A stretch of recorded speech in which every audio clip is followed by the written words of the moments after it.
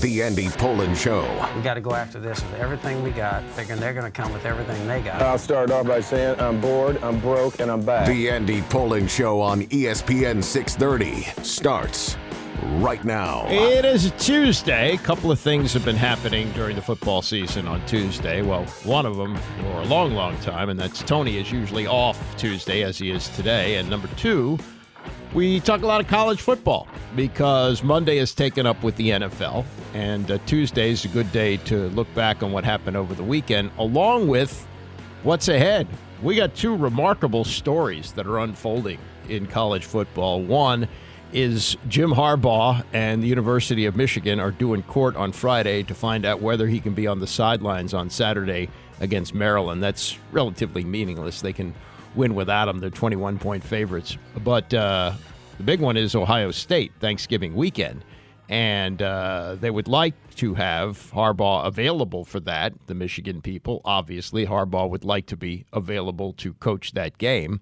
And it is a big game because if they lose, they would not be able to be in the Big Ten championship this year.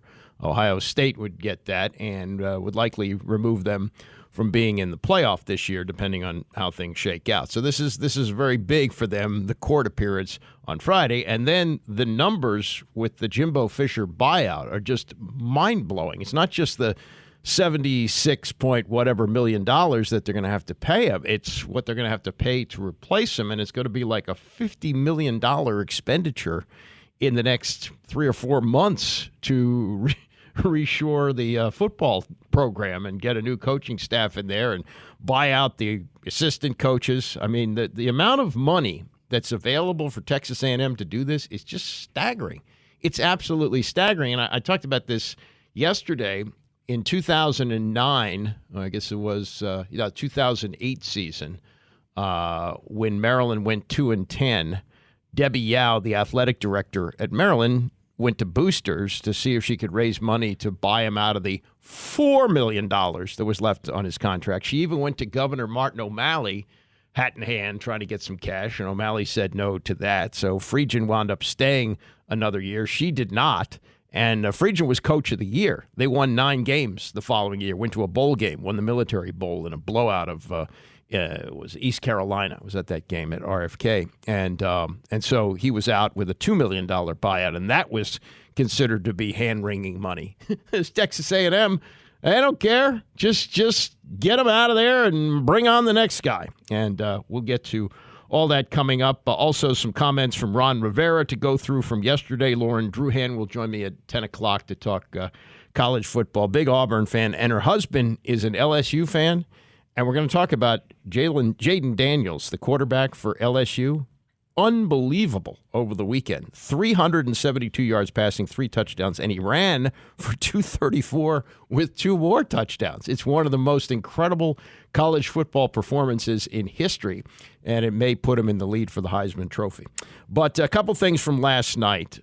One, Rick Pitino and his reformulated St. John's program blown out by Michigan, 89-73. That's not such a surprise, but Pitino said after the game that his team looked out of sync because they added so many players through the transfer portal. Well, yeah. I mean, you Deion that program. So what did you expect? And, Michigan is a good team, and St. John's is not quite ready to compete with them. But I thought that was rich to say, the reason we looked out of sorts is we have a bunch of transfers. Well, yeah, that's what you did. You told the other guys who stunk to get out, and you brought in all new people here, including a couple of people who played for you at Iona. The other thing from last night, and I was not up to see the end of it, but read enough about it and have seen the highlights. Rex is here today. Did you stay up for the end of the Buffalo game last night? Okay. So from what I'm reading here and what I'm seeing on the highlights is this is just a total brain fart on the part of the Bills in that they had 12 men on the field for what was a missed field goal at the end of the game, giving the Broncos a second shot. You want to sketch out what happened there in the final moments? Yes. I mean, they had a pass interference take the Broncos all the way down the field. Right. And then, so they run a play on 3rd down, no timeouts left, probably 10 seconds left, and then hurry the kicking team out. and missed the field goal. Yeah, that was Ben Kutwika is the coach. He was the special teams here, coach. right? Yeah. He got his team out there in time to kick it, and they missed it. I don't know why you just don't kick on third down. Yeah, I don't get that either. But they missed the kick, and that, because they had 12 men on the field, gave the Broncos an extra kick, which they made, and they beat the Bills. And the special teams coach for the Bills, his name is Matthew Smiley, kind of an ironic name after a loss like that. It's his 7th year on the job there. And the 12th man on the field for Buffalo was DeMar Hamlin, who almost died on the field just about a year ago. So a lot of ironies alongside that. But also, I think the bigger global picture and how it might relate here to Washington is Buffalo has one of those guys. They got Josh Allen. These guys are hard to find. He is a franchise quarterback. And with a franchise quarterback, you're expected to be in the mix every year, along with Cincinnati and Kansas City in the AFC, teams that have those franchise quarterbacks. And they continue to underachieve with Josh Allen. He puts up great numbers. He looks like he's a great, great quarterback and can be at times, but he coughs up the ball. He threw 2 interceptions and fumbled. You can't do that. And Allen, took the blame for it after the game. He said, some bad football there, no question about it. But Buffalo has now lost 2 consecutive games. They've lost 3 of their last 4. And during the 4 games, Allen has thrown 5 interceptions and recorded 2 fumbles. Bills are 5-5. They started the season at 3-1. And here's what's left on the schedule: Jets, Eagles, Chiefs, Cowboys, and Chargers. Aside from the Jets, those are all likely playoff teams or possible playoff teams. I don't know about the Chargers. But this is not good, and he's thrown 11 interceptions this year. That's the most in the NFL. He's 27 years old. He's thrown an interception in each of the last 6 games and 8 of the 10 games this season. Turns the ball over. So that leads us to the quarterback here. And the quarterback here looks like he's the guy. And every time Ron Rivera opens his mouth, he tells you he's the guy. But my friend Tom Lavero brings up an interesting point in his column today, and that is that while they have found their quarterback, I don't think there's any question that Sam Howell is their guy and will be their guy going into next year. He says, look at what Ron Rivera said about his team going into this season and going back to last year, that the difference between this being a team that's ready to compete for playoffs and not is quarterback. And Lavero writes today, guess what? Based on Washington's 4-6 record, I think you can guess the quarterback wasn't all that separated this team from losing and winning. This should be an alarming conclusion. The sales pitch has been that this team is close with a talented foundation of key core commanders, the term Rivera has fixated on, in roster building. Remember, Rivera's famous declaration last year when asked about the difference between the Commanders and the success at the time of the other 3 NFC East teams, Rivera said quarterback. Remember the firestorm about that? And then he had to, kind of remove his foot from his mouth and talking about Carson Wentz. More from Rivera and what he said. The truth is that this is a quarterback-driven league, and if you look at the teams that have been able to sustain success, they have been able to build it around a specific quarterback. And Lavero writes, once he had a quarterback, Rivera's Commanders would take the next step, double-digit wins, regular playoff appearances. But quarterback, it seems, finally is here, and this team around the quarterback doesn't seem to be any closer to respectable than it was after Rivera's first season. The roster Rivera and company have built is falling apart, and he points to the Chase Young, drafting him number 2 overall, trading him for a 3rd-round pick. Emmanuel Forbes this year, who's been in and out of the starting lineup, has not really justified being a first-round pick. Jonathan Allen and Deron Payne, who are highly paid to be the 2 tackles. Well, the Commanders have one of the worst defenses in the league, giving up 274 points and 3,800 yards in 10 games with a combined 35-50 record, the teams that they played. For all the yards passing that Howell has had this season, 2,783, best in the NFL. Terry McLaurin is ranked just 18th in the league with 51 catches. Next highest pass catcher is Logan Thomas, ranked 44th with 38 receptions. So, yes, they got their guy, but their guy hasn't translated to success for this team. Let's get back to what Ron Rivera said yesterday. We'll start with the Forbes play, the Emmanuel Forbes play, which got him ejected over the weekend in Seattle. And remember, Rivera's been on the competition committee. He's discussed these rules, so he can't really come out and say, "Oh my God, this is a ridiculous rule that ought to put a dress on the court." No, he doesn't say any of that. This is what he said after looking at the tape over and over of the play that got his first-round pick ejected. There was contact. The thing I struggle with is if you look at it, you'll see that the receiver puts his hand on him just as much, and again, it's as you sit there and you talk about, is he getting an edge? At what point is the contact leading to an individual having an advantage over the other? That was one of the criteria that when I was on the coaches committee that we talked about. That needs to be one of the criteria, so whether you have a penalty or not. For as much contact's being allowed and hand fighting that's being allowed, if a guy's gaining a true advantage, well, that ball was thrown high and away, and I'm not sure if anybody had an advantage right there when that ball was thrown. Well, and that's a question that he's got for the league. He's also got questions about the 2 penalties on Benjamin St. Juste. One of them a key penalty on 4th and 5, which kept the Seattle drive alive on Sunday. This has now become also his favorite word, much like Eric Bieniemy loves make sure. Opportunities is the Rivera word, and he sprinkles it around on why this team right now is 4-6.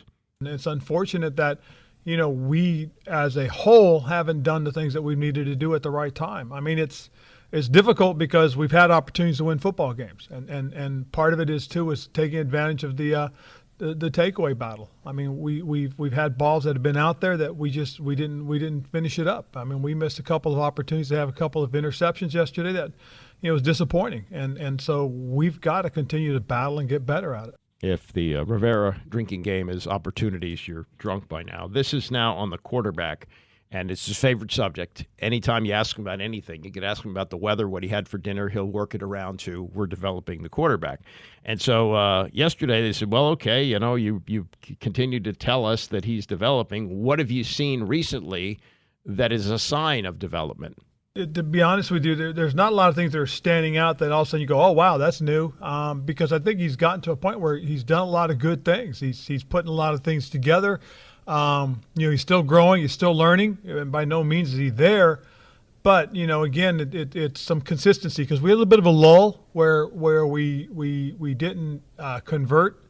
I think it was like 3 or 4 series in a row. And we had opportunities to convert as an offense, and we didn't. So, some of that has to happen. I mean, you've got to be able to be consistent throughout the game. Start fast, play smart, and finish strong. I mean, that's what we've got to be able to do. And in that little lull where it's 3 or 4 series in a row where we're going out after 3 or 4 snaps, we've got to be more consistent with that, and that's all part of the growth as well. And finally this is again how Rivera brings everything around to Sam Howell, and this is something that I was railing about yesterday, that they had only 14 carries, ran the ball only 14 times against Seattle. When they finally did in the fourth quarter, it set up a touchdown. Why they hadn't run more, I don't know. So Ben Standing at yesterday's news conference gets to Rivera about the run game, and listen to how quickly he shifts that to quarterback.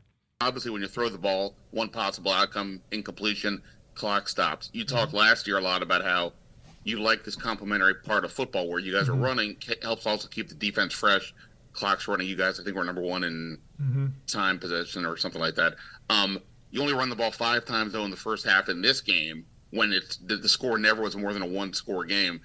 Is that still, I don't want to say acceptable, but is that still kosher for you, rather than just simply saying run the ball and help kill the clock if nothing else? But I think part of this too, more than anything else, for me personally, has been the growth of this quarterback, and that's one of the things that we've talked about extensively throughout this season, is that having him throw the ball, having them stay out there in the games and throwing the ball has helped in his growth and development. And we're getting to a point where we are right now because of that. And we'll continue to see how it goes, because one thing that I told you guys I was committed to, and that was, Sam. I think that this is a guy that's going to give us an opportunity going forward, and we'll continue to work on that. Isn't that ridiculous? He's asked about the running game. He's asked about winning particular games like Sunday. Why aren't you running more? And Rivera's answer is, it's all about developing the quarterback and we want him out there throwing. Does that make any sense to you? That in individual games where you might have an advantage, if you ran the ball with, by the way, some really good running backs, that Brian Robinson may be, maybe not for this team, but for some team, a star in this league, a guy who can run for over 1,000 yards in a season, and you're not giving him the ball because you're trying to develop a quarterback? Does that make any sense whatsoever? Is there any yeah, we want him out there throwing because we want to develop him. Well, why don't you just go into the year and say, we don't really care what our record is. We just want to develop Sam Howell. That's what we're out to do. And, everything that comes out of his mouth now is based on how well he has developed this quarterback and how much promise he has for the future. And I think that he probably knows he's out. I mean, he's been around the league a long time, and, he's not helping himself any with the 4-6 record. Even if they were 6-4 now, I don't think he'd be on solid footing. But I think he wants to be able to say, remember that comment he made at the beginning of the year that he would be vindicated if this team was good and he had a quarterback and he would ask for his ring. This was before the season started, before they played a game. Now what he's continuing to tell you is, hey, look at me. I developed a quarterback for you. So when you kick my ass out of here, just remember who left you, Sam Howell. Well, he kind of, backed into that after failed attempts with two veterans. Ryan Fitzpatrick didn't work out. Much higher level of failure that they had with Carson Wentz. And they took a flyer on a guy who was still sitting around in the 5th round. And, yeah, he's a quarterback. And also some of the things that Rivera said at the end of last year, like, gee, we really didn't know he was that good. Well, why didn't you? You were coaching the team. You were with him every day. Why didn't you recognize that he was that good? So this notion that they're throwing the ball more than running it because they're trying to develop a quarterback, it tells you they're basically playing exhibition games to develop this quarterback. It doesn't make any sense. And it doesn't make any sense how infrequently they have run the football this year. And if they'd run it more, maybe they would be 6-4. I don't know. But that was a winnable game on Sunday. The two Eagle games were both winnable. The Giants game was certainly winnable. They stink. And you're telling us it's all about developing the quarterback. Weird. I'll get to some baseball coming up. Cal Ripken got the pleasure of introducing Gunnar Henderson as the American League Rookie of the Year, and the two of them chatted back and forth. That was really cool. We'll get to that next. Plus, Jim Harbaugh with a very bizarre news conference yesterday as Michigan gets set to come here to play Maryland on Saturday. Stay with us. It's the Andy Pollin Show, ESPN 630. The Andy Pollin Show on ESPN 630, the sports capital. A lot of college football today. Lauren Druhan will join me at 10 o'clock. Also, Brady Quinn yesterday on the Dan Patrick Show, sketching out what the Michigan players are facing while their coach, Jim Harbaugh, is playing the victim. And I got to say, watched his news conference yesterday, playing the victim pretty well. We'll play a couple of his comments in a moment. But last night, they named the Rookies of the Year in the American League and the National League, and no surprise on either one of them. Both of them were unanimous picks. Diamondbacks outfielder Corbin Carroll, the little guy you saw making some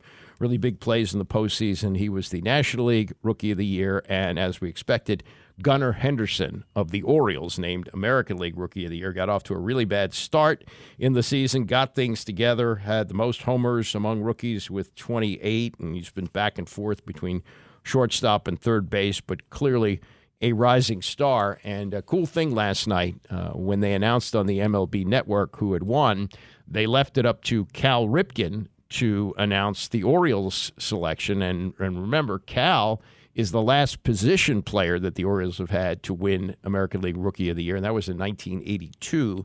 The last Oriole to be Rookie of the Year was relief pitcher Greg Olson in 1989. That was the Why Not Us Orioles. They had that horrible start to the season before where they were 0-21, and in 1989 they competed for a playoff spot until the last weekend of the season. They went to Toronto with a chance to get in the playoffs and did not get that done. But so he's the first one in 41 years as a position player. And last night, with Gunnar Henderson sitting in the living room of his parents' house with seemingly like 25 friends and relatives, they made the announcement, and it was Cal who did it. The 2023 American League Jackie Robinson Rookie of the Year is Gunnar Henderson, congratulations.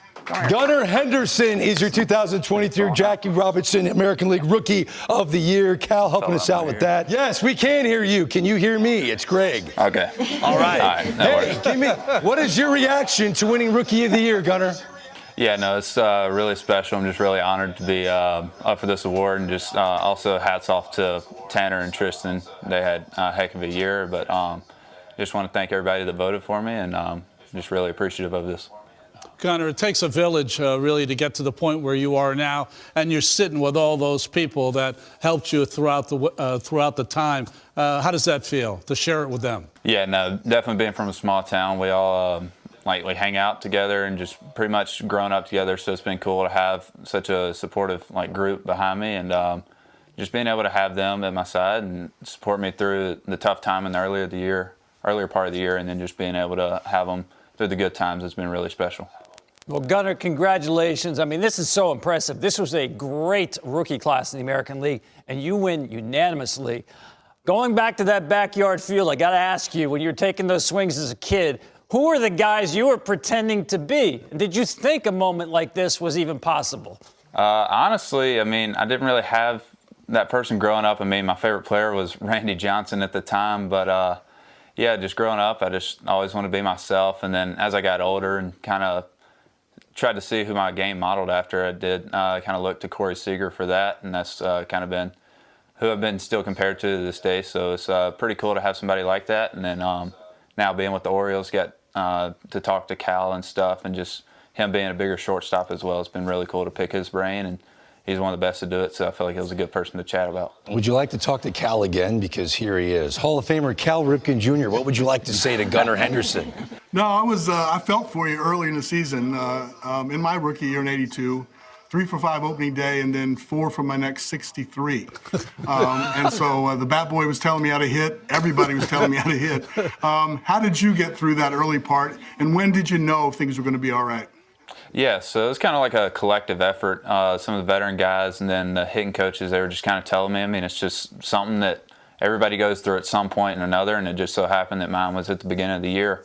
And just kind of felt like we're putting in the right process, just going about it each and every day. And in the beginning, it didn't really, I mean, I was hitting some balls hard, just nothing was falling, and I felt like it was just a couple weeks process of just sticking to it, and eventually it worked out and started falling, and then it just took off from there.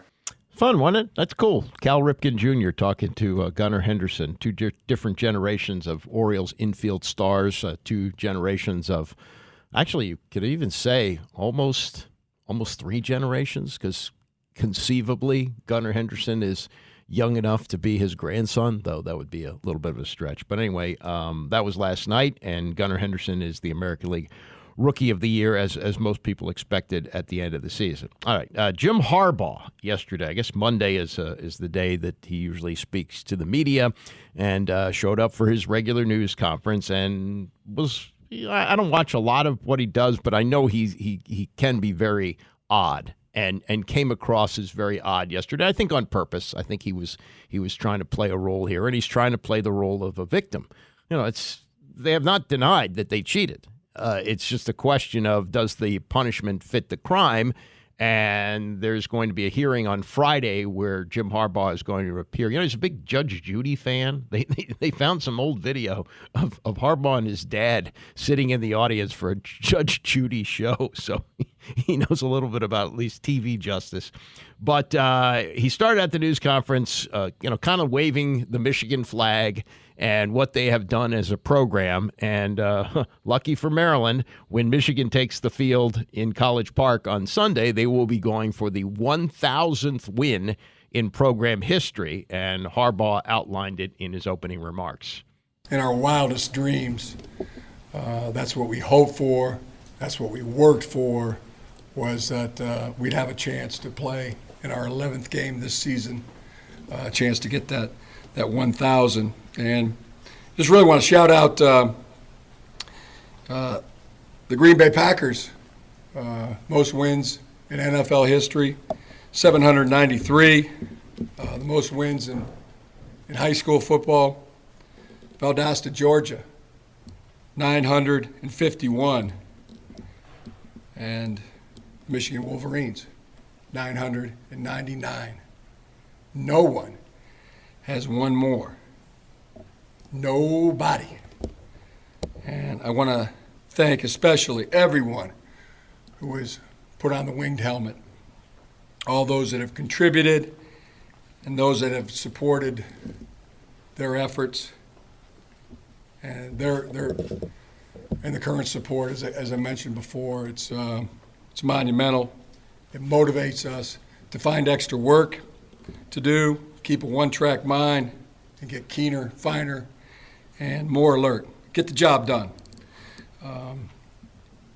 Very proud of our football team. Yeah, let's go. You know, everybody's attacking us. We're bonding together through this. Now, this is on the court appearance that's going to take place on Friday. He said he could not say anything about the punishment. He would do that after the court appearance on Friday, but this is what he's hoping for when he appears this week. Just looking for that opportunity, you know, due process. Not looking for special treatment, not looking for a popularity contest, just looking for the merit of what the case is.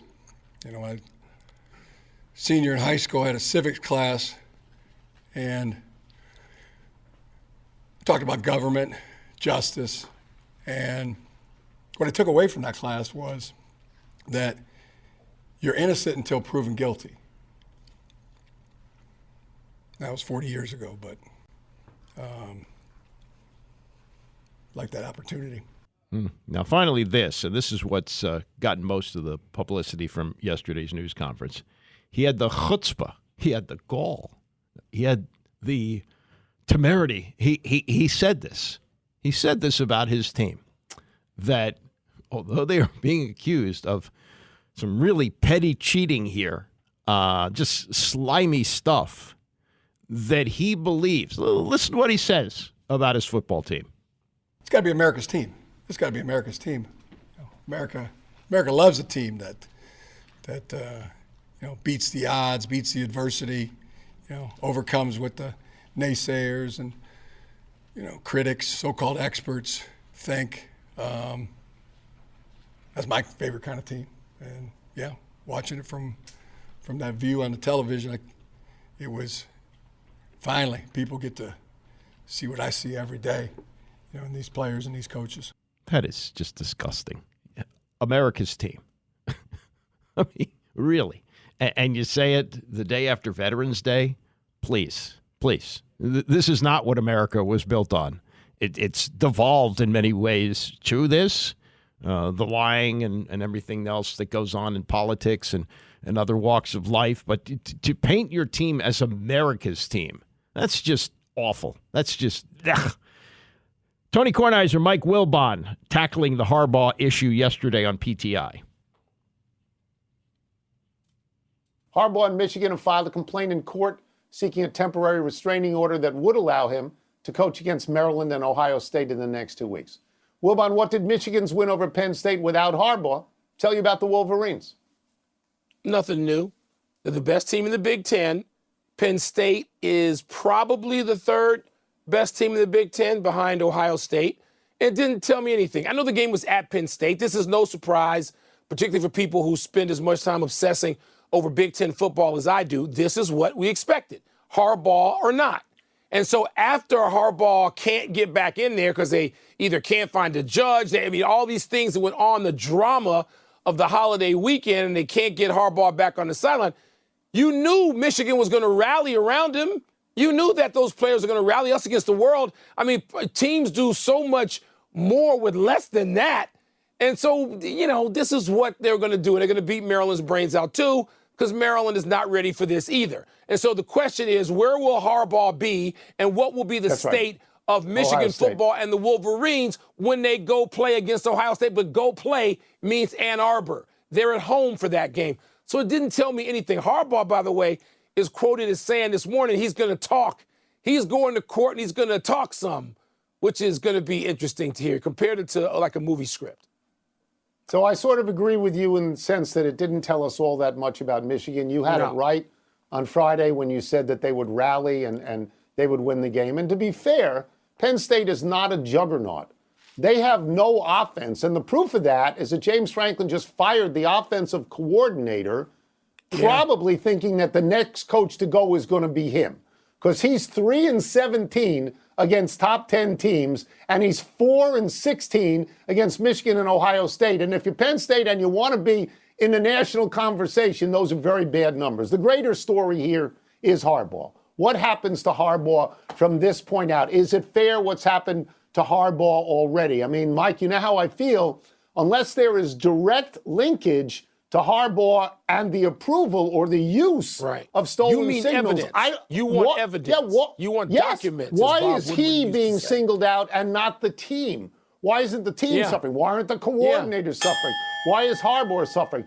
Look, we both agree that they're going to beat Maryland without Harbaugh, but I don't know about Ohio State. And Mike, it's your conference. The loser of that game will not get in the Big Ten championship and will likely not get in the playoffs. So it is a big deal. Yeah, so we'll find out more on Friday. Again, not a big deal whether he coaches or not at Maryland on Saturday, but the following weekend when they play at home against Ohio State, that is a big thing. And I think he's going to be on the sidelines. I do. And I think this all gets settled out at the end of the season when he's long gone, when his smoke has cleared from him peeling out of Ann Arbor to probably go to Chicago or some other place in the NFL. But, this is really a circus, the way this is all playing out. And, we're going to hear from Paul Feinbaum, what he said yesterday in the next hour. He thinks it's actually handled pretty well by the Big Ten. And I think the Big Ten, they knew what they were doing. This guy, Tony Petitti, who's the new commissioner, that he knows this is how it's going to play out. And he knows that Jim Harbaugh will be on the sidelines against Ohio State, and he can say to the other coaches who were all kvetching about it, hey, we tried. We did what we could. And then the NCAA, they'll handle this in the offseason as well, but it's not going to really be have any effect on Jim Harbaugh because he'll be long out the door. Let me throw this in because I like this story. Marv Levy, who I've met, and I'll tell you in a second. I got time for the Marv Levy story. He was interviewed by the Boston Globe, essentially in a story about coaching at an older age, as Bill Belichick is now 71 years old, and he's got a team that's a mess. And Marv Levy coached into his 70s with the Buffalo Bills. He's now 98 years old, 98, and sharp as a tack. And was asked last week if he'd provide any guidance for Belichick. And his wife, Fran, who looks to be younger, I don't know how old she is, but he's 98. She jumps in and she says, I think he, meaning Belichick, I think he should retire. I can't stand him. He's a cheater, and he was rude to Marv. Bill Belichick was always jealous of Marv. He's a mean person, and I hope he never wins again. And Marv said, don't quote me on that. I'm not saying that. I'm going to have Fran run some extra wind sprints for saying that. Now, this goes back a long way. Belichick in 2009, so what is that, 14 years ago, said, I won't be like Marv Levy coaching into my 70s. Well, now he's 71. Levy stepped down as coach of the Bills at the age of 72 in 1997. And he said, look, I didn't really want to go. And he said Belichick should enjoy it as long as he can. He said he thought he retired too soon, missed coaching, regretted it, and wanted to come back, but he thought he was too old to be hired by anybody. But he said if he would have been offered something, he would have come back. Belichick said last year that his comment about Levy was not one of my better statements, and he's going to continue to do the best that he can. So, your wife sometimes says things that you maybe wish she hadn't have said, and I think Marv is in that boat. This is my Marv Levy story. You may have heard it before, but this goes back probably 15 years, maybe not quite that, at least 10.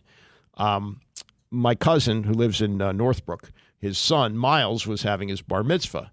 Well, it turned out that Marv Levy was very good friends with the grandfather. My cousin Howard Berger's wife, Randy, they were friends growing up. They went to high school together, played sports. Randy's father was an excellent athlete, played in the Chicago Cubs system. And he and Marv were lifelong friends, so they invited Marv to the bar mitzvah. Well, I stand up while they're taking out the Torah, which is what you do at a service, and I turn around and go, wow, that's Marv Levy.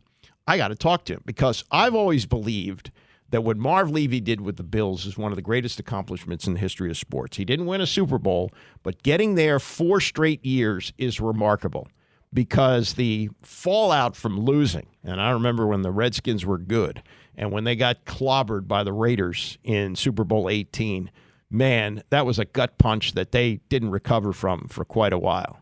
And for Marv to be as resilient with his team as he was, I thought that was an incredible thing. So my goal is to now talk to Marv Levy after the service.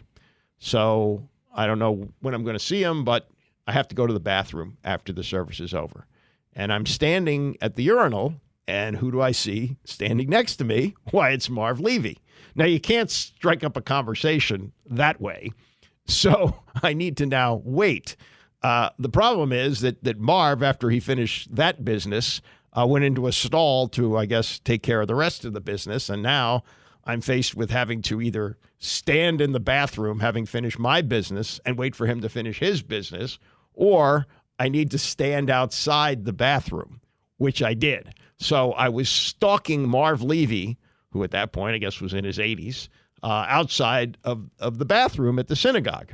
And so I did wait that time, and finally he came out, and I told him, how much I admired him. He was very, very nice, and was very honored. But, it's a very awkward situation when you're standing at a urinal and you'd like to have a conversation with the person next to you. You certainly can't stick out your hand.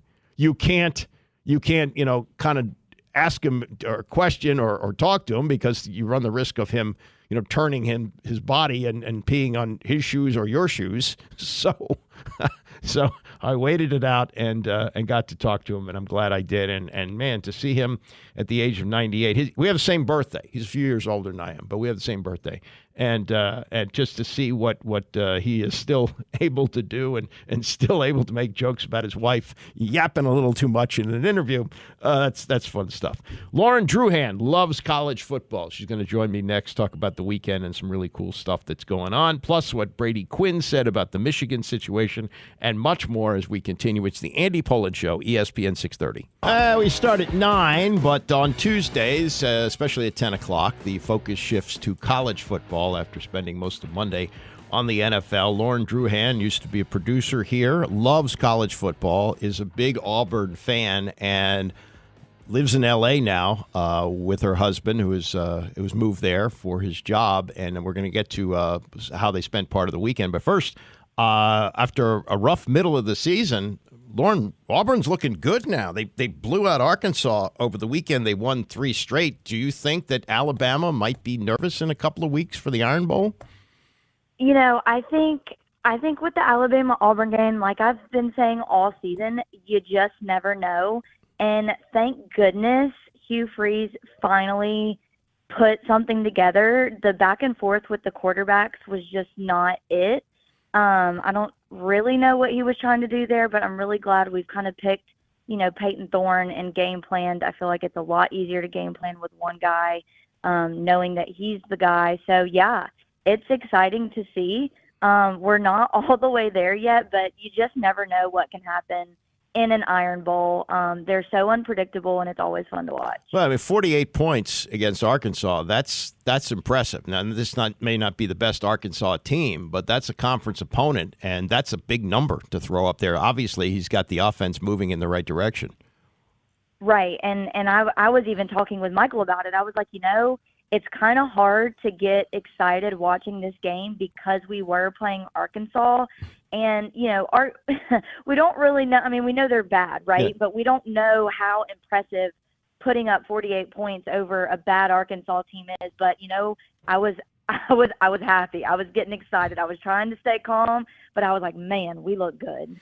Speaking of Michael, and that's Lauren's husband, Michael, you put something up on Facebook that the two of you watched the LSU-Florida game together. Michael is a big LSU fan. Florida not only was blown off the field 52-35, but Jaden Daniels had 372 yards passing, 3 touchdowns. He carried the ball only 12 times, but took it for 234 yards and 2 more touchdowns. It's one of the great days anyone has ever had in the history of college football. And I just wonder, was there at any point where you said to him, gee, I wish you'd look at me like you look at Jaden Daniels? Yes. Literally, yes. That's exactly what I was thinking.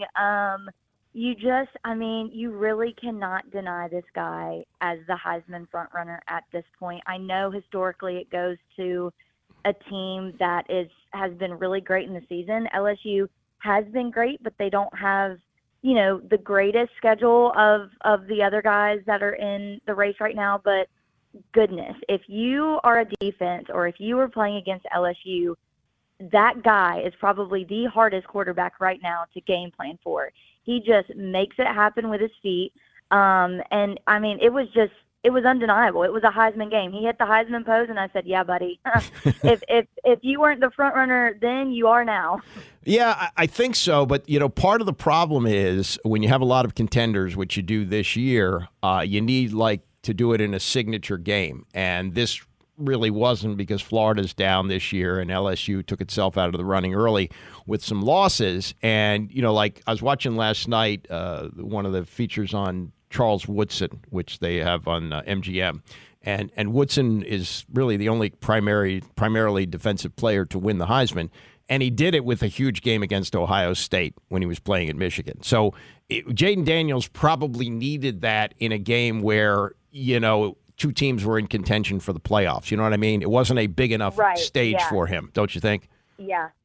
I agree. And it also goes back to, the schedule and the record. It stinks when guys like this have a sucky defense, because Andy, if they had even a smidge of a defense, I mean, they would be in contention for the college football playoff, no doubt. This guy is just amazing. So, it'll be interesting to see what the committee does.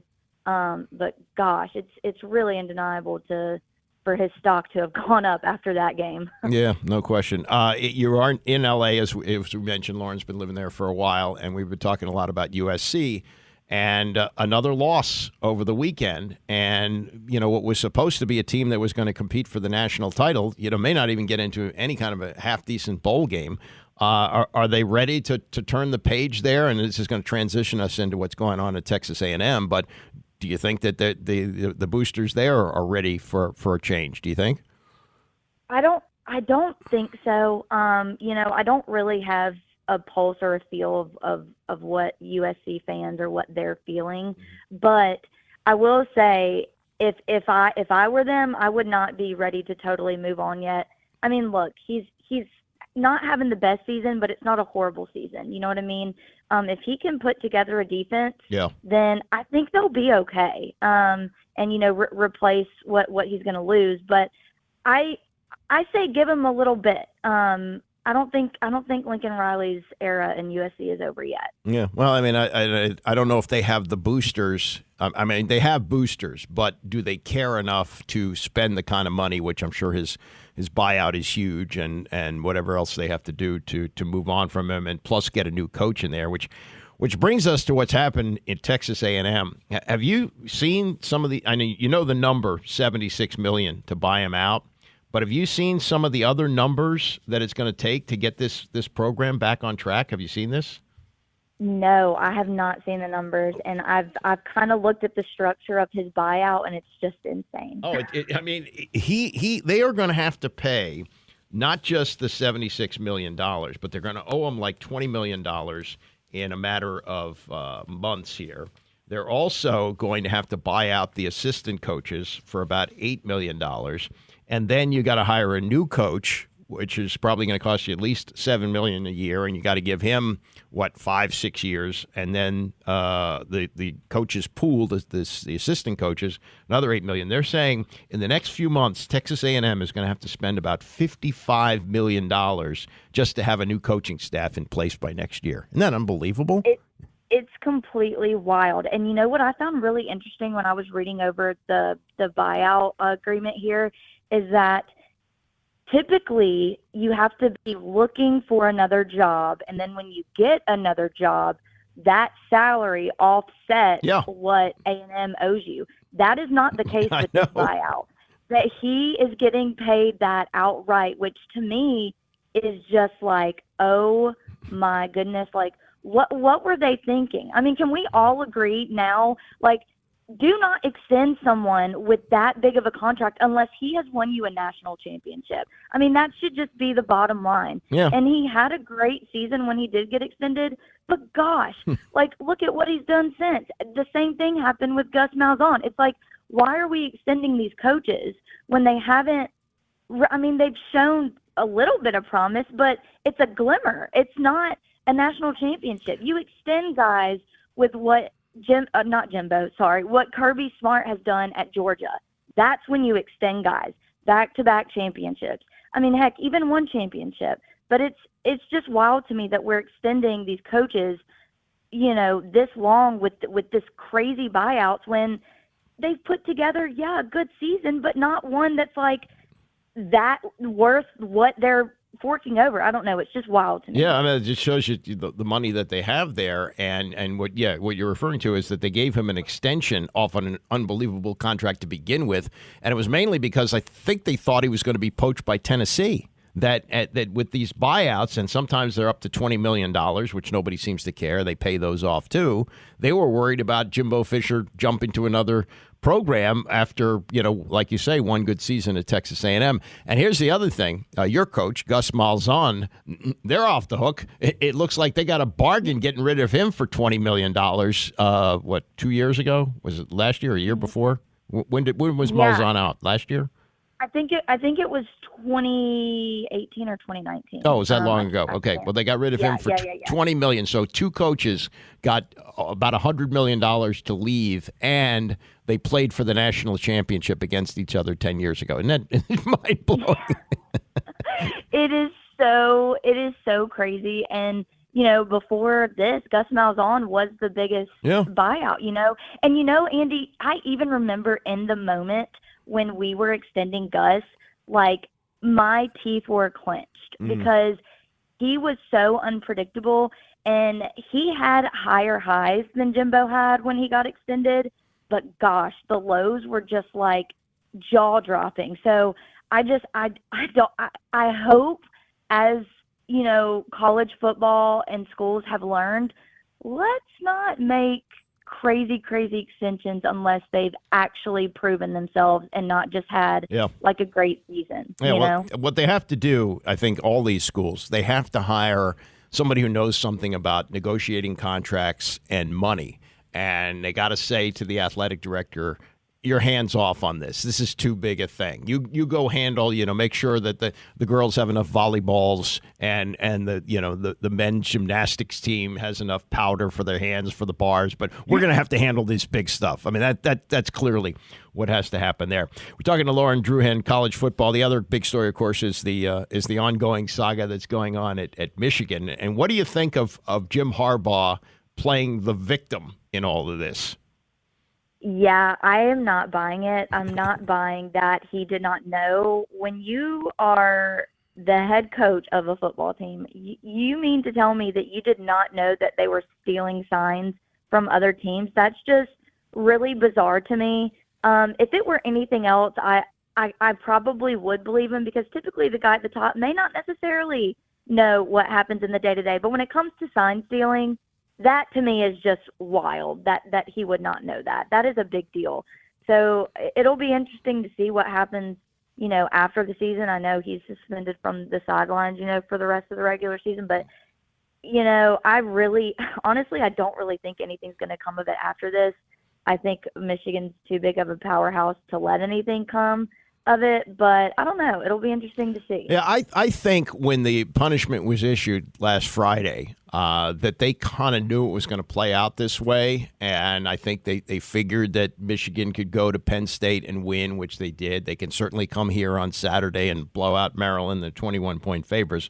But I think that they thought, it would go through the courts, and I bet you when they get in there on Friday, they're going to get an injunction which is going to allow him to coach in the Ohio State game, once he does that, it's out of their jurisdiction, because then you get to the playoff, which is not run by the NCAA. So, they're pretty much off the hook at this point, I think. Yeah. And it's exactly how I figured it would play out. A slap on the wrist. I think that they had to do something to just show that it wasn't acceptable. But yeah, I knew it wasn't going to be a big deal. There's not much you can do. But yeah, to deny that he knew, I think is just kind of bizarre. Yeah. Let me get to your fandom with Auburn, because I saw this the other, maybe it was a week or so ago. Charles Barkley was talking about being back on campus at Auburn. He's a great basketball player there, and three guys were in school at the same time, and they all knew each other. Bo Jackson, Charles Barkley, and the Big Hurt, Frank Thomas, who is in the Baseball Hall of Fame. And Bo Jackson would be in maybe both of them. He stayed healthy. and Barkley's one of the great basketball players of all time. But he said when they walk around the campus, and sometimes there's three of them, but sometimes he's with Bo Jackson. Whenever he's with Bo Jackson, he is by far the biggest star. Now, Barkley is a huge star for television now. And, even you got Frank Thomas doing a bunch of commercials. Your sense of just how big Bo Jackson would be in the pantheon of Auburn football. What do you think? Bo Jackson is the pantheon of Auburn to me. I mean, it's unbelievable. I don't know if I don't know. I just think Bo Jackson is hands down the most notable guy really to come from Auburn, just from the athleticism. Mm-hmm. I mean, he's a freak athlete. Yeah. So yeah, I think Bo Jackson is the pantheon. Well, here are the ones that you'd have in the conversation. You'd have Cam Newton, but he was only there for a year, and maybe for a younger generation like you, that would be your guy. And then you go down the list and you see some of the names here. There's really nobody close. Most of them have Redskin connections. Carlos Rogers, Stephen Davis. They came here in the same draft. Jason Campbell and Rodgers came here in the same draft. Stephen Davis was here, from an earlier draft. Really, I mean, they really separate those two guys in football. They really separate themselves out from the pack, don't you think? Yeah, they definitely do. And you're right. Cam Newton is kind of the star, I guess, in today's day and age. But like you said, he was only there a year. I think he did give Auburn football the best season we've ever seen. Mm-hmm. So from that standpoint, I think maybe that's where Cam Newton stands out a little more. He was single-handedly like our football team. He was the game changer out there. Yeah. And really one of the only times I've ever seen one guy be the guy with football. Typically, you're seeing with Jaden Daniels and Caleb Williams, like you need something, but this guy was the guy, and we had a good enough defense to get us through, but Cam was just amazing. So from that standpoint, I could see that, but just Bo was Bo. Yeah. Like it was crazy. And I think it was a little far removed from even me, but you just know, Yeah. you just know him. He's that name. He's that athlete. He's that guy. And I think to me, Bo is still the pantheon of Auburn athletics. Yeah, I it seems that way, and even with the great success that Barkley's had on and off the court, it's he's a distant second to Bo on that campus. And the last thing is, does this name mean anything to you? Because he was ranked number 4 in all-time Auburn players. Pat Sullivan. Do people still? Yes. They do. Okay, because here's you're too young to remember this, but even I was a kid when he won the Heisman. But when he won, there was a lot of controversy about this because Ed Marinaro had played at Cornell. This is how college football was in those days. Ivy League, they played only 9 games, never on TV. But he had these unbelievable numbers playing for Cornell, and a lot of people thought he should have won the Heisman. And he remains, I guess, outside of Auburn, one of the most controversial Heisman winners ever. And to think that, as you say, he's still revered on the Auburn campus is pretty amazing, Yeah, he is, and I think it was because he was our first, Heisman Trophy winner. But yeah, it was. He wasn't my time, but yeah, when I hear Pat Sullivan, I do think of Auburn. Yeah, and people, Ed Marinaro is the actor, right? Or is he even too far removed from you? Ed Marinera's a little far removed. Yeah. Okay. Well, he was a sex symbol, and he was on a bunch of shows and did very well as an actor, and played a number of years for the Vikings in the NFL. But that was a big deal back then. And now to think that a guy from Cornell could actually be in consideration for the Heisman, it's unbelievable. Yeah. Yeah. Yeah. Anyway, good luck. I guess you're playing New Mexico State this weekend, so not a real tough game for Auburn. But by the time we talk next week, we'll be getting ready for the Iron Bowl. So we'll talk then. Oh, I can't wait. Can't wait. All right. Have a good week. Talk to you. Thanks, Andy. That's Lauren Druhan out in Los Angeles following college football, and she always brings a lot of fun to the conversation about that.